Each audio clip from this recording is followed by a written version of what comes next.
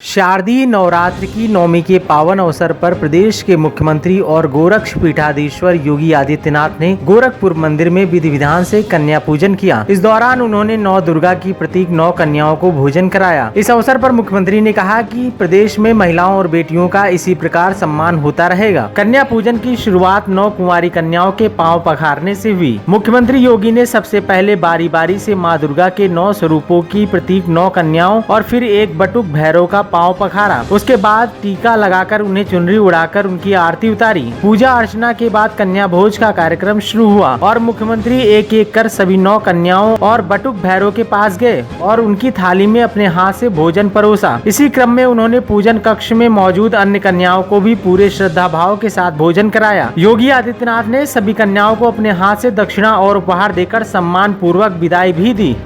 शारदीय नवरात्रि की नवमी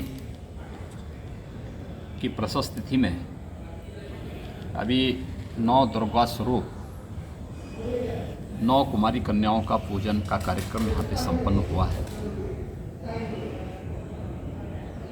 भारत की सनातन धर्म की परंपरा में मातृशक्ति के प्रति भारत की क्या सनातन आस्था रही है, उसका प्रतीक है कुमारी कन्याओं के पूजन का एक कार्यक्रम।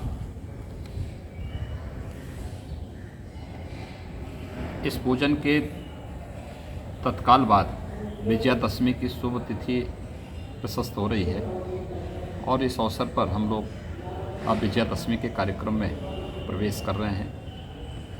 मैं सबसे पहले पूरे प्रदेशवासियों को शारदीय नवरात्रि की हृदय से बधाई देता हूँ। कुमारी कन्याओं का पूजन का कार्यक्रम आज अभी संपन्न हुआ है। इस अवसर पर 9 दुर्गा स्वरूप भी अपने सभी कन्याओं को हृदय से बधाई देता हूँ। उनके पूजन का एक कार्यक्रम सम्मान यहाँ पे अभी संपन्न हुआ है। ये बेटियों के प्रति, कन्याओं के प्रति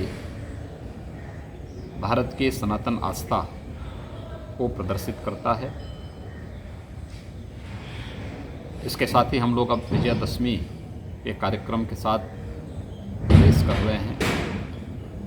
मैं पूरे प्रदेशवासियों को विजयादशमी की भी हृदय से बधाई देता हूँ।